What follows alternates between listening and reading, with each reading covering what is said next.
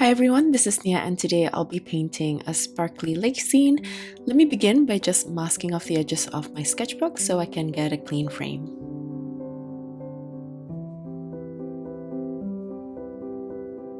Before I start the sketch, let me just show you the reference photo which inspired this painting. I really love the simplicity of this composition, especially the sparkle on the water, so I tried to exaggerate that as I translate this image into a painting. I don't really want to copy the image accurately, instead I want to take the basic idea of the composition and make it my own version. So let's sketch. I began by drawing out a small piece of land on the left. I tried to make this around 1/3 of the composition vertically, and as for the main tree, I wanted to lean more diagonally since I have more space horizontally within the dimension of the sketchbook that I have.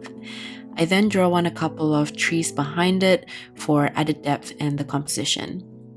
After that, I'm going to draw a line where the water will stop while giving enough space for a bit of greeneries on the background, and that's pretty much it for the sketch. Let's move on to the colors that I'll be using. Firstly, this is Aquarius Green by Szmal, Sap Green by Holbein, Winsor Yellow by Winsor & Newton, Quin Sienna by Daniel Smith, Payne Grey Bluish by Schmincke, Azure Blue by White Knights, Cobalt Blue Hue by Holbein, Moon Glow by Daniel Smith, Yellow Ochre by Holbein, and Buff Titanium by Daniel Smith. I'll also be using Bleed Proof White by Dr. P.H. Martins. I'm going to begin by wetting the section that I've left out for the sky and the vegetation on the background.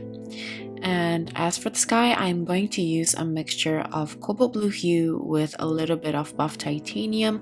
And I'm going to place this right at the top while leaving the bottom portion of this blank because I'm going to follow this up with the vegetation later on and I don't want to muddy the colors by adding on this blue. I follow this up by using a mixture of Buff Titanium and Yellow Ochre and place this at the bottom for a slight shift in color. And as for the top, I'm going to build up the pigment by adding more of the Cobalt Blue, and I'm also going to add streaks of Moon Glow. The surface should still be slightly wet, and I'm going to move on to paint the vegetation by using a mix of Aquarius Green with Winsor Lemon. And then I'm going to follow this up by using Aquarius Green by itself. I'm just going to treat this like how I paint any vegetation. I try to play around with both colors separately, and I try to also leave out some white negative space so it doesn't look too bulky. At the bottom of the vegetation, I add a mix of Quin Sienna with a bit of Payne Grey Bluish for added earthy tones, and I'm just going to paint the vegetation on the right hand the exact same way.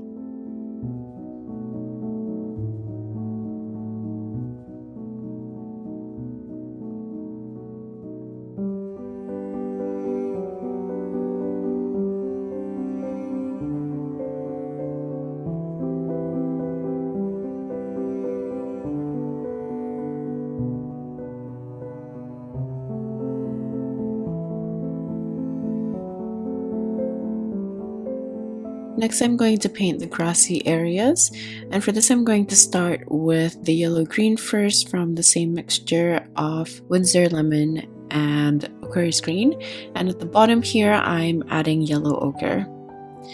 After that, I'm going to follow it up by using Aquarius Green by itself with my liner brush, and I'm going to paint on the grassy textures so the lines can be lighter and more delicate.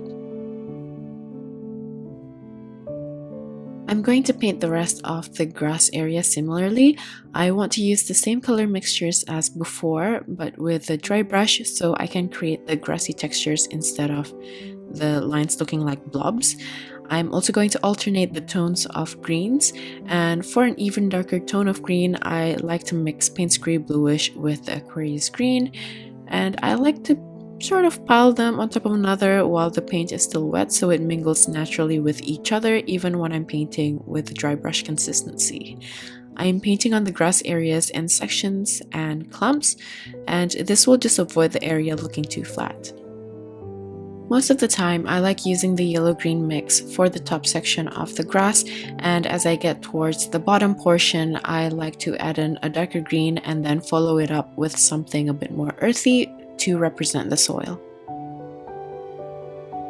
So at the bottom here, after I've added the yellow ochre, I also used a mixture of Payne's Gray Bluish with Quin Sienna to create a very dark brown for this bottom section. Then towards the middle of the grassy area, I start to use a heavier load and then switching the colors to be more earthy and brown, but I still like to alternate the colors with some greens. Here I use yellow ochre, and for the dark brown I use a mixture of Quin Sienna and Payne's Gray Bluish. I'm going to do the exact same here, but as you can see, I'm leaving out some white negative space for the root of the tree.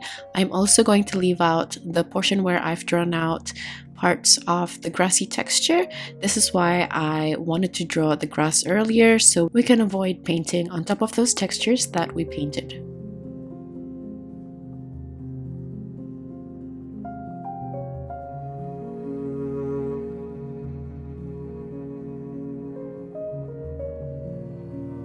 You can see from the reference image that there are some rocks underneath the water, and for this I'm going to use a mixture of yellow ochre, cobalt blue, and Quin Sienna to paint that area. And I'm just going to paint a flat wash for now while leaving out some negative space in between the grass textures that I've painted earlier so we don't lose those textures.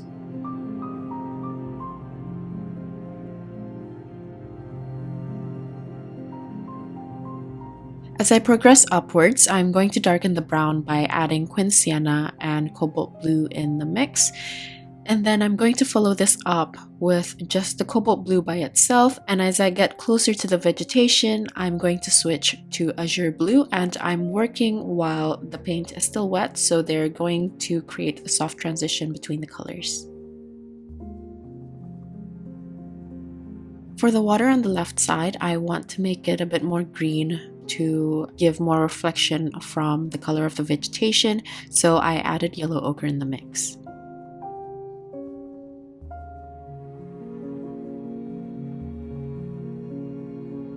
While the surface is still wet, I'm going to add even more yellow ochre here, and I'm going to also paint on the reflections for the vegetation on the right hand side. And for this I used a mixture of cobalt blue with Quin Sienna.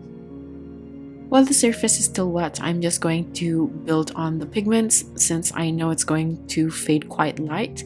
And on the left here, I'm going to add some dark brown so the land formation doesn't look like it's floating.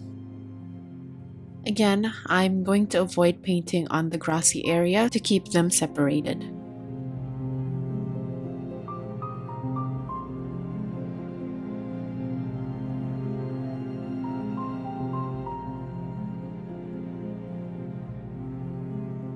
I'm going to layer on more colors on top of the rocks now.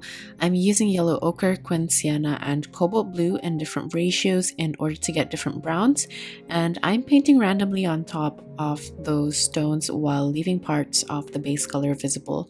I'm just basically going to create wavy lines by wiggling my brush in more or less a diagonal direction while trying to mimic the movement of the water. And here I'm going to build on the value by painting on a darker brown on parts of the wet areas.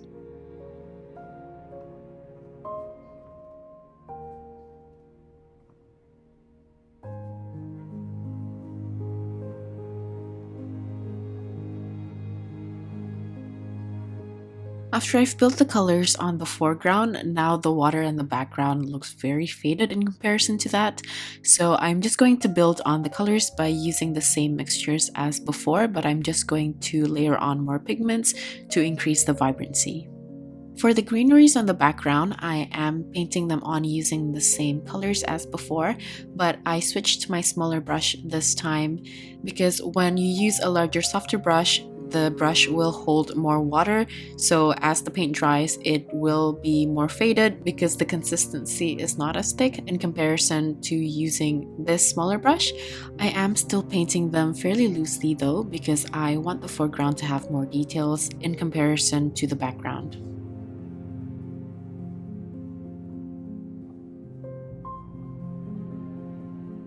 After I finish painting the greeneries on the background, they kind of look like they're floating slightly, so I want to add an earthy color by using a thick consistency of yellow ochre mixed with the dark greens that I used earlier. Then I'm going to wet the water area underneath the vegetation and use those green colors again mixed with a bit of blue to repaint the reflection of those greeneries. After this, I want to make sure that everything's completely dry because I'm going to paint on another layer on a dry surface, this time using a dark mixture of yellow ochre, cobalt blue, and Payne's gray bluish. With this color, I want to create the water texture by painting flowy lines back and forth with my brush, and I want the space in between the lines to be further apart near the foreground, and as it progresses towards the back, I want it to be more flat and horizontal, and I want to also place the lines closer together, and this will suggest the depth and perspective of the scene. For the left side, because the water is a bit more green, I add more yellow ochre and a little bit of Quin Sienna into the mix to create those textures. I also switched to a smaller brush because I find it a bit easier to reach those tiny spaces. Once I'm done, I'm going to further build on the darker colors. For this, I use a mixture of Aquarius green, cobalt blue, and a tiny bit of Quin Sienna to mute the color. If I want to darken this further, I would also add Payne's gray bluish with the Quin Sienna for a darker brown. I'm going to work on the blue portion of the water again. For this, I added Aquarius green to the mix and I applied the paint onto the darker blue water texture that I painted earlier to paint the reflection of the trees on the foreground. For this, I paint them on diagonally while following the water texture, and I use a thicker consistency for the reflection of the larger tree in front, and a slightly thinner consistency for the reflection of the trees further back.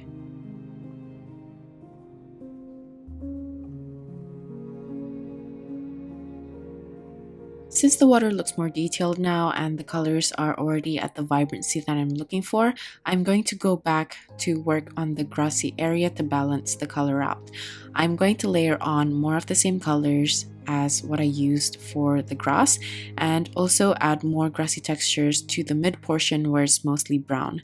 I use a darker muted green for the bottom, while for the top I use Sap Green for a brighter, more vibrant green, and I'm not going to worry about adding too much detail here, so I'm sticking to my size 2 brush and creating the loose grassy texture with this instead of the liner brush, just for some subtle textures. Here I'm just adding extra texture details to the water using a mix of Payne's gray bluish with a bit of Quin Sienna.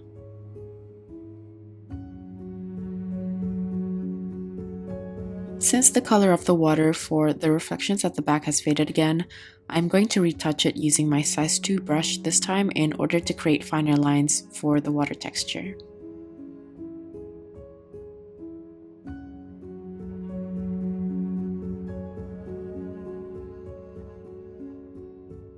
Next, I'm going to paint on the tree. For the base color, I'm going to use a mixture of buff titanium, yellow ochre with a little bit of cobalt blue.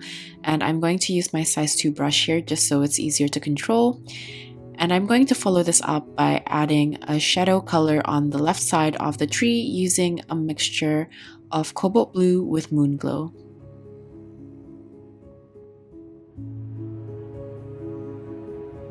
I find that the moon glow makes a really nice shadow color, so I decided to add more moon glow here.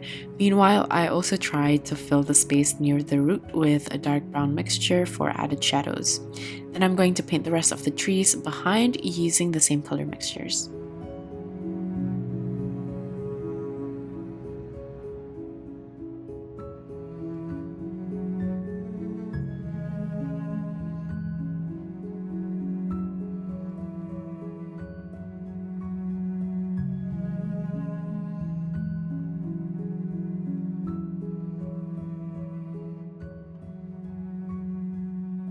Once the base color of the trees are completely dry, I'm going to add on more of the shadow color. This time I used a mixture of Moon Glow with a little bit of Quin Sienna to make the color a bit warmer, and I'm going to apply this to all the trees and branches, and to soften the colors I just use a clean damp brush to create a softer transition.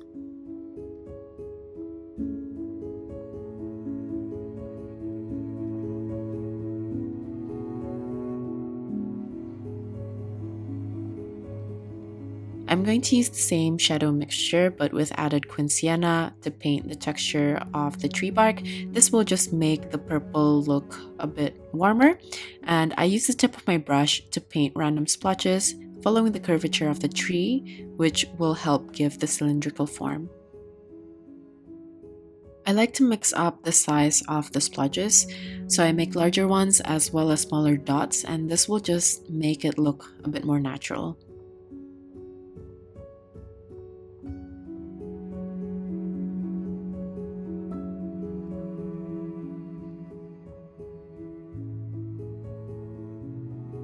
I find that the color in this area look kind of muddy and dull, so I decided to glaze over a little bit of Quin Sienna in some areas. This is the most fun part in my opinion. I'm going to use bleed-proof white to paint large dots on the water, especially near the surface. Then I use a clean wet brush to distribute the sides of the white to make it spread and blur out. Near the surface, I place the dots closer together, but as I get further at a distance, I try to place them on the light base color of the water. If you want, you can also wet the area underneath the dots first. I tried this for some of them, but I find that adding the water after gives me better control. So you can give these techniques a go and see which one you prefer, or you can also mix them both. To follow this up, I use a thick consistency of bleed-proof white to paint tiny dots on top of the larger blurred out dots that I painted earlier, and this will give a glowing effect to the light reflection on the water.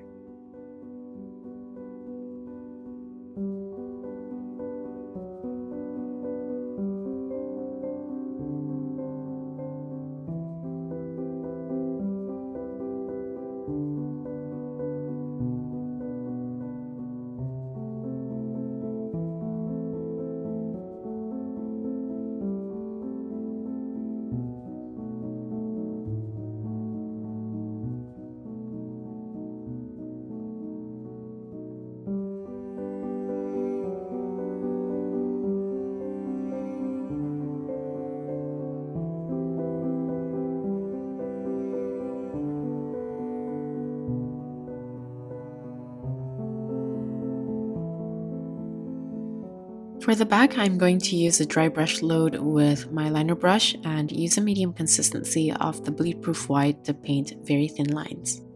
I'm also going to add a medium consistency of the darker blue to add on to the water, and I'm just going to add a little bit of this for added texture towards the back.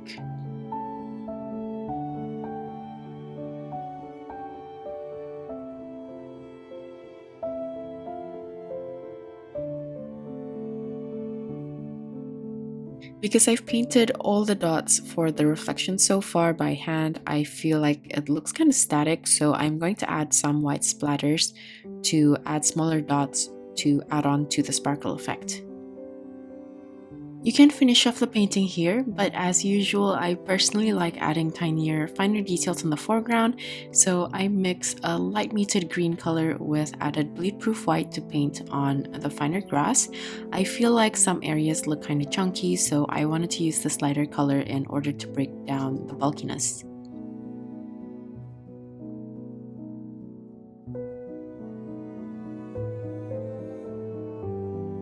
By adding this color, I also find that the edges look much cleaner this way, and at the bottom, because the value of the grass as well as the water and the sparkles look kind of similar, I'm going to use a dark green mixture with my liner brush to separate some of the shapes. I find that the values for the trees at the back here as well as the color of the water for the background look kind of similar, so I'm also going to add bleed-proof white to separate the shapes. After that, I'm just going to unmask everything and take a final look. I was fairly happy with this painting already, but I just felt like adding tiny white daisies to the composition to further break the bulky areas in the foreground, and I just find that this will also brighten the painting a bit more. But I don't want the white of the flowers to be too jarring and for them to take away from the sparkle of the water. So I use a medium to thin consistency of bleed-proof white to paint on the flowers with a mix of Winsor Lemon with a touch of Quin Sienna for the center of the flower. You can also use zinc white gouache to add a lighter opacity white for these added details.